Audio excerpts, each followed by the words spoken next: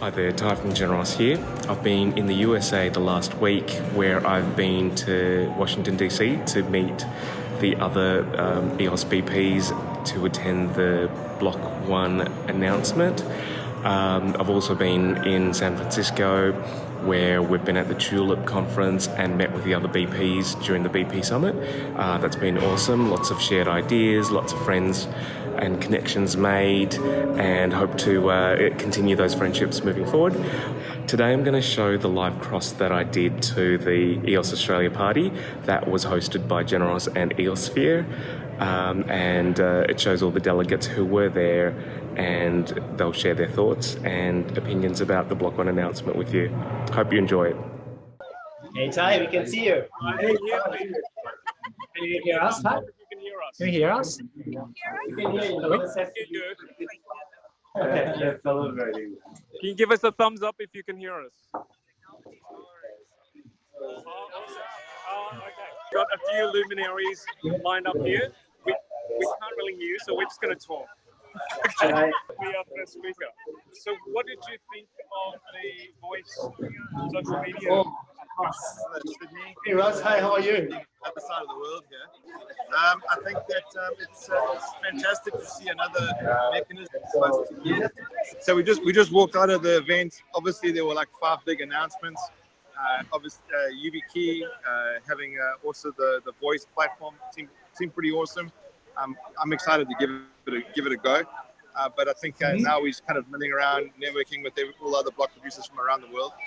But I think Block 1 know how to put on an event, and they know how to progress the development of the EOSI software itself.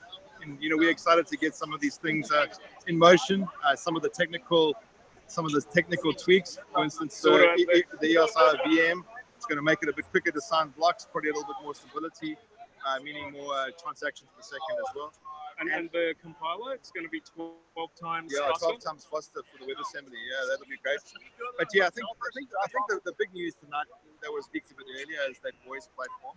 And I think it's going to be great for people to create content and be rewarded for it, as well as have people officially identified on the network. So, there won't be any, catfishing or sock puppets. It'll actually be real people talking about real content and getting rewarded for it, which I think is awesome. Yeah.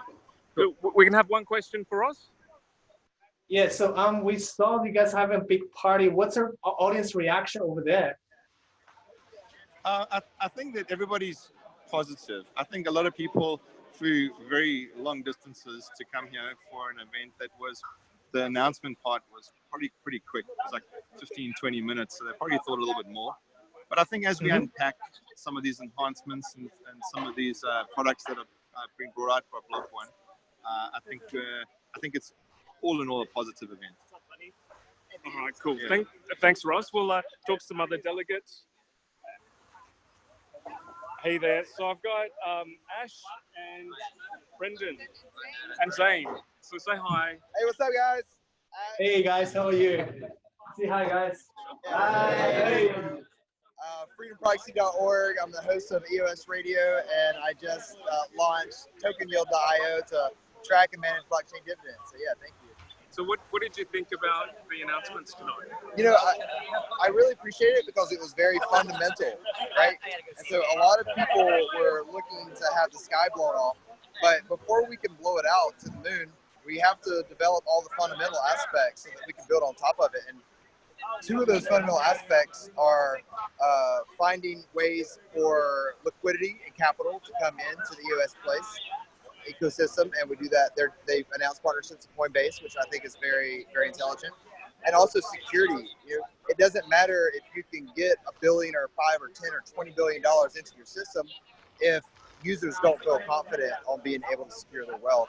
And the partnership with YubiKey and YubiCo, I think, is a very instrumental and foundational partnership so that we can fucking keep our stacks. Awesome. So we got Brendan. Yeah. Hey. So Yep. yesterday Dev worked on Token Yield with Ash. We were very proud to launch this week.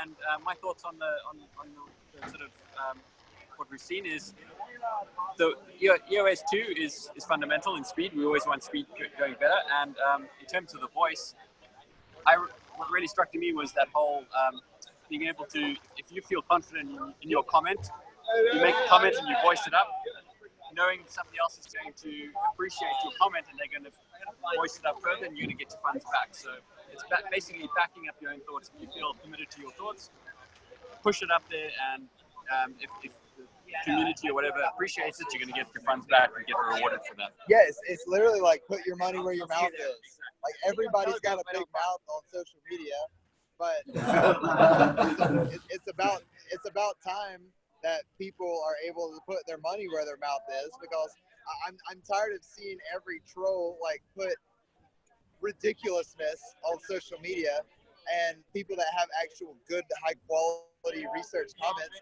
get the shank. Yeah, so it's like if I think I've got good comments, then I want to put some money towards that. So can we have one question for Ash? Yes, of course. So from us, what are the implications for the EOS ecosystem and the wider crypto space? Yeah, it's a great question. You know, I think the implications, first off, it's easier than ever for capital to get into the EOS ecosystem, which, I mean, you know, if you don't, I come from an engineering and an offshore banking background. So if you don't have liquidity and you don't have easy on-ramps and off-ramps, then your chain and your community is going to struggle a lot, because, I mean, without access to capital, then everything, you know, you can't build. And nobody's going to be able to reap the rewards of all the time and attention that they spend, because there's no capital available and it can't be passed around. So you're kind of stuck, you're illiquid.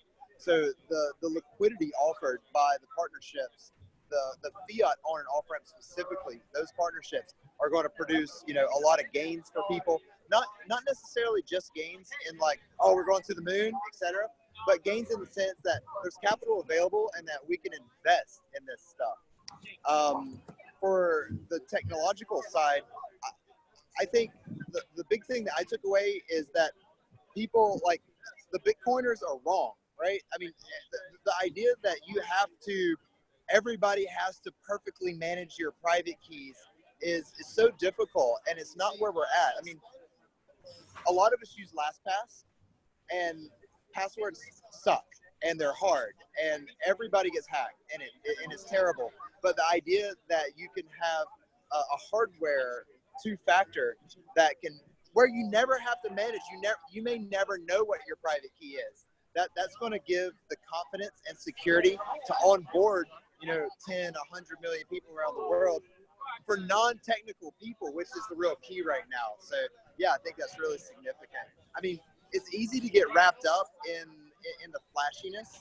It's easy to get wrapped up in, like, oh, I'm going to get paid to post on social media, but the social media can't work without these types of fundamental things getting built out. And, you know, for me, I think that's, you know, the implications are so significant on the very basic levels of, we've got to be better than the centralized options that exist right now. And people love the ability to, oh, I forgot my password. Let me, you know, let me do it. Let me send me a little link in my email, and I'll just regenerate my password and recover it. You know, with the two-factor authentication, you may not even need to do that, because maybe you have a couple of YubiKeys. You know, we were all given YubiKeys that can sign transactions on the blockchain ourselves. Hardware authentication was, like the guy said on the stage today, the only way that accounts had zero probability. And I'm not saying nobody can get hacked, you know, with hardware wallets, but I mean with hardware two-factor authentication. But so far, it seems like the best way to secure. So, you know, security and usability. Okay. So, any more questions for Ash?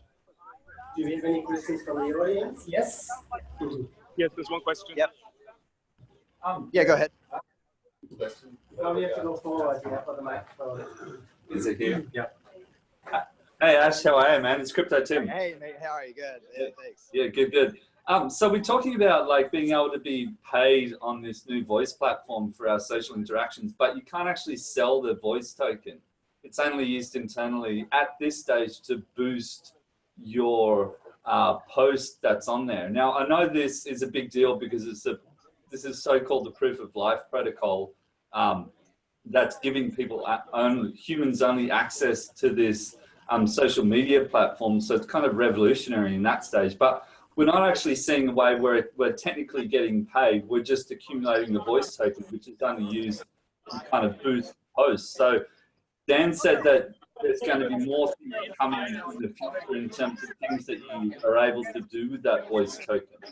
Do you see that more being able to, so people can actually get paid for their interaction on the voice platform? What's your whole take on it?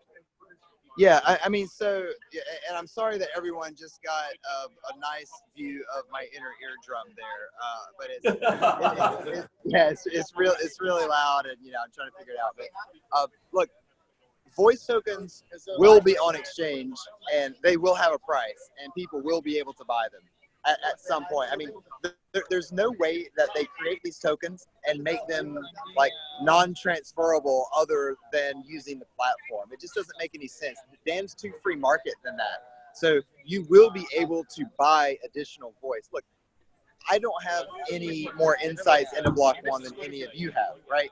But just thinking about it from an entrepreneurial and a free marketeer perspective, like it only makes sense that you would be able to buy influence. I mean, money talks and people listen, especially when someone can make a little bit of profit if your opinion or their opinion ends up becoming popular or viral. So these tokens will be able to be bought and sold on exchange.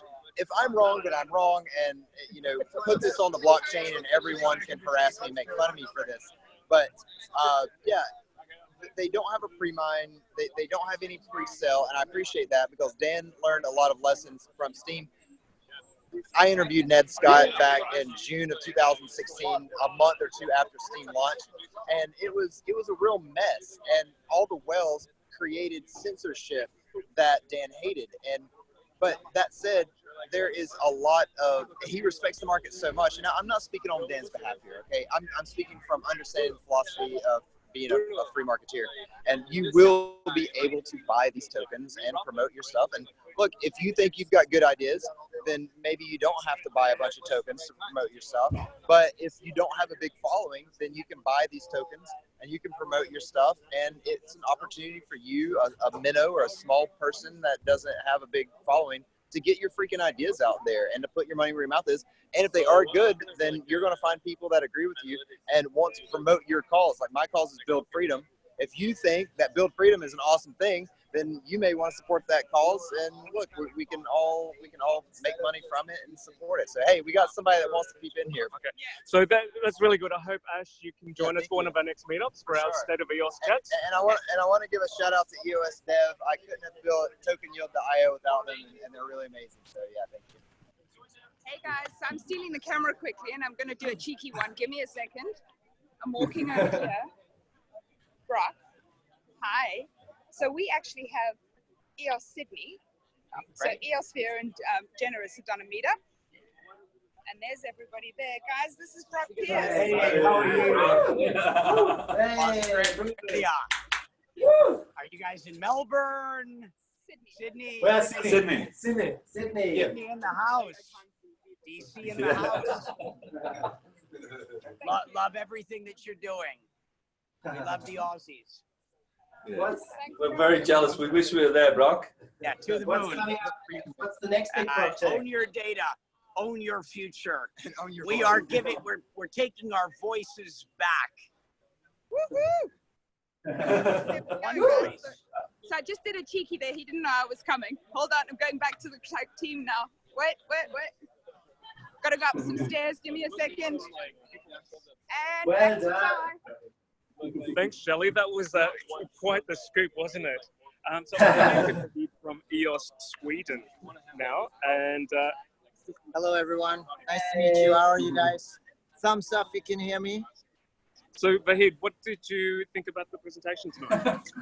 It was good. I mean, the price isn't dumping too much, which means people are generally happy. Maybe the Bloomberg article kind of, lowered people's expectation. But yeah, I think it's bigger than we can at first sight see. I think the YubiKey thing is very, I mean, from a tech perspective, the YubiKey collaboration is big. I mean, we've been working, from EOS Sweden, we've been working with YubiKey for quite a while, but it's nice to see that they're pushing it to retail as well. But then, of course, the virtual machine is really interesting. If you can increase the speed 12 times, that's obviously good. It's not like we have any speed issues, to be honest. So I don't know, but at least DApps that are looking into building something that needs volume and speed can now consider EOS as a potential option. So yeah, I think that's good. Okay. Do you have any questions for Vahid? Yeah. What you just mentioned, is that already released, or is that on the roadmap? And if it isn't on the roadmap, did they talk much about the roadmap of what projects are coming up? Yeah, I tried to get some dates out of the folks that were there, and nothing in terms of dates. We were hoping to see a EOS IO version 2 roadmap, but we didn't really see one this time. It might, I mean, officially it might come soon. Unofficially, well, I think it will come soon. But yeah, as of now, that's all we know. Okay. One more question for Vahid. Anybody else from the audience who has a question? Or Tim? Do you have any idea of how this proof of life protocol is going to work? Do you have any assumptions or ideas about how it might work and how the YubiKey is involved at all? Yeah, so I mean, the challenge that they're trying to fix, I guess, is the bots, right? The bots that are taking over all social media. And what they're saying is basically with the voice, you can have biometric proof. So I guess that's the proof of life. The YubiKey maybe adds another layer to it that doesn't really solve the proof of life part of things. It just says that you are you, and then you, at one point in life, you've given yourself the permission to sign something. But yeah, I think like biometric is the way they're pushing. I know that Dan has been quite vocal about facial recognition and also fingerprints. So maybe they're going to integrate that. Who knows? Your guess is as good as mine. So. All right. Thanks, Vahid. We'll see you at the after party. See you. Yeah. Cheers. Thanks for your time. Okay, our lucky last, we've got our very own data junkie. Hey guys. Hey. Looking good. Go GenerEOS. Hey Ralph. Hey. God, I love you guys. Okay, so high level recap of your thoughts tonight. High level recap. Well, you know what? I met a lot of interesting people tonight. They're so interesting. This EOS has the best people in the community, and they all have their own little idea of what EOS should be. You know, it's really, really cool. And when you put it all together, such a great big picture. I can't see the big picture, but I'm getting glimpses of it. You know, I don't know what to say. Right place at the right time. Okay, so any questions for DJ? Put it to your ear. I think you hold it. You guys got any questions? Yeah. So I heard that the announcement part was only like 20 or 30 minutes. So who was actually speaking at the event, and what other topics were touched on that were maybe more minor announcements that we haven't already talked about? You know what? It was about 30 minutes. It was very well presented. I'm not like I wasn't disappointed at all. It was very well done. It was actually a pretty big production. They had some representatives from Coinbase, which was pretty interesting. They had some representatives from the YubiKey, which is great. We actually got a YubiKey in this little gift bag here. So I mean, it's pretty cool. They're going to be. Yeah, I'll bring stuff back to the team. Yeah. Don't worry. But I'm keeping the headphones. Yeah, we're keeping the headphones. The headphones, those are really nice. Brendan was up there and he looked very motivated. Like, you ever see somebody look like itching to change the world? That's what Brendan looked like tonight. And Dan delivered. Dan got up there and he did his thing and he told everybody what voice was going to be. I think it's going to be spectacular. You guys should check it out. Hopefully you guys get on the beta. with us, because we're all going to be signing up for the beta for sure. V for voice and victory. V for victory. I wonder if there's something going on there. Yeah. All right. Well, thanks, DJ. We've got time for we got to say hi from EOS. Hey guys, hi from EOS Dublin. Adam from EOS Dublin. Amsterdam. Hey, these guys. So did you guys see the actual, I think Dan said that they were going to have a demonstration of what the platform looked like. Did you guys manage to have a look at voice? Yeah, I did a demonstration, and I think I asked 10 questions, and 9 of them, they said, oh, you have to talk to media. You have to talk to media. And I got the business card of media. What were your questions? Just simple questions, how it works and how you create a name, and does it run on sister chains, and all simple questions. And every question they had the answer. So I got a business card of media@block.one. Yeah. All your questions basically different. And then after the demonstration, I saw that Brandon Bloomer and then we're on the Telegram and answered a lot of questions. So the people that did the demonstration were not very knowledgeable. Yeah. So during the whole presentation, we got to see some screens. So they just kind of had it behind them saying, this is what it looked like. This is the look and feel. But we didn't really get anything with a lot of substance for voice.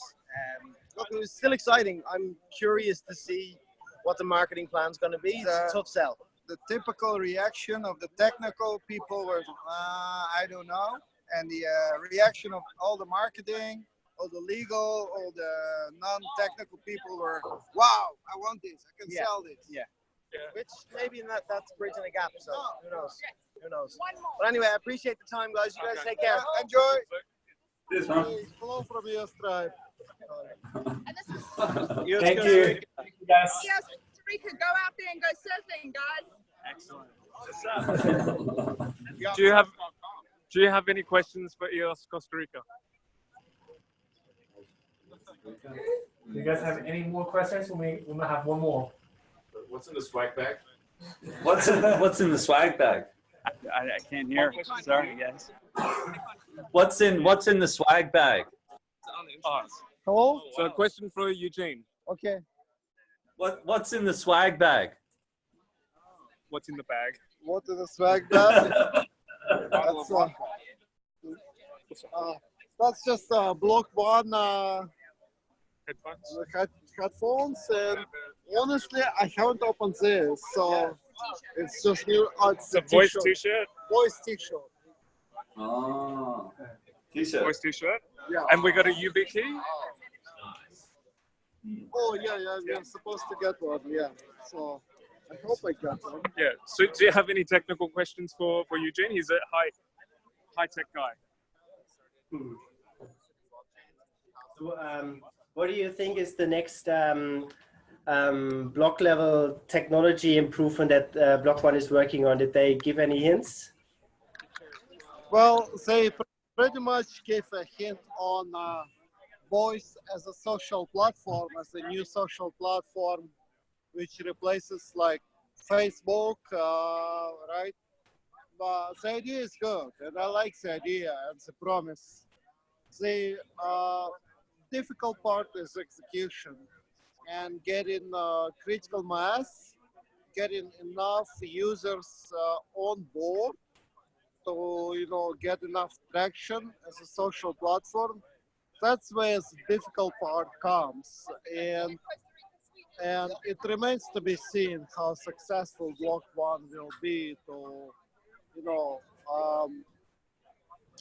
fulfill that mission. So they definitely have resources to do it, and if they're smart, I think they can pull it off.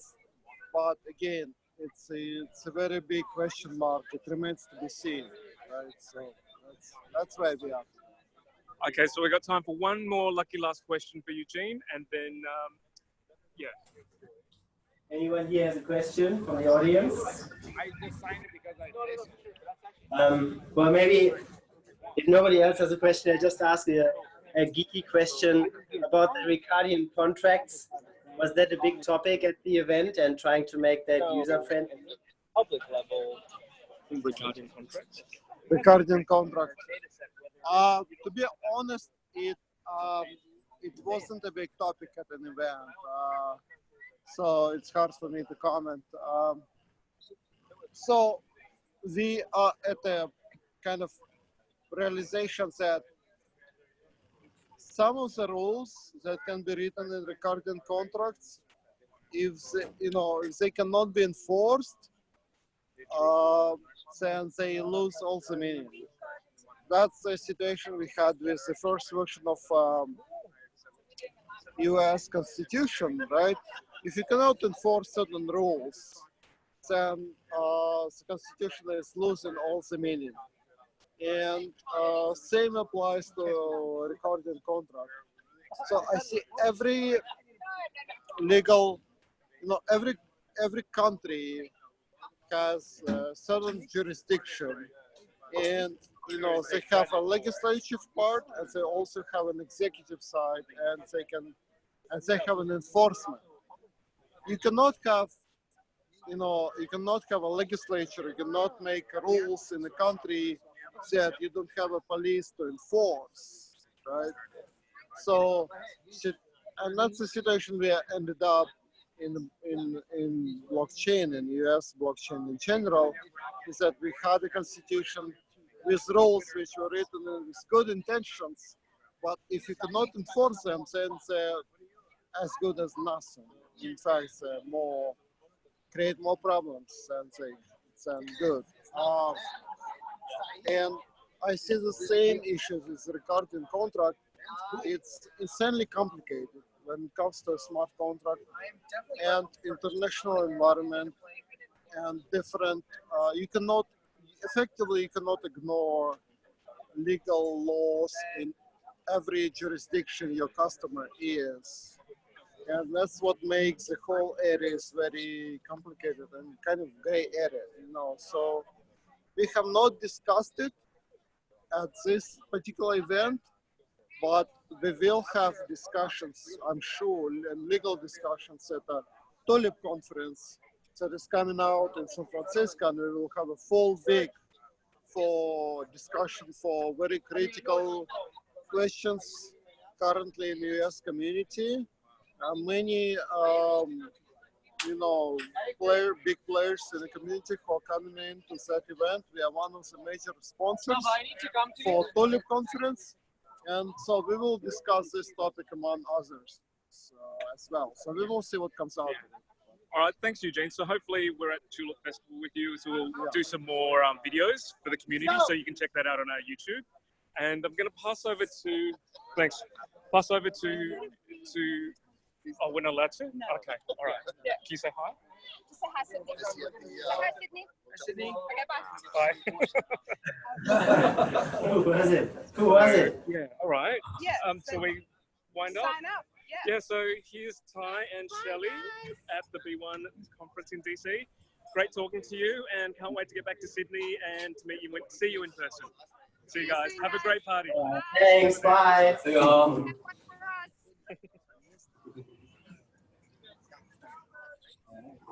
All right. Yes. All right. You know me yet. All right.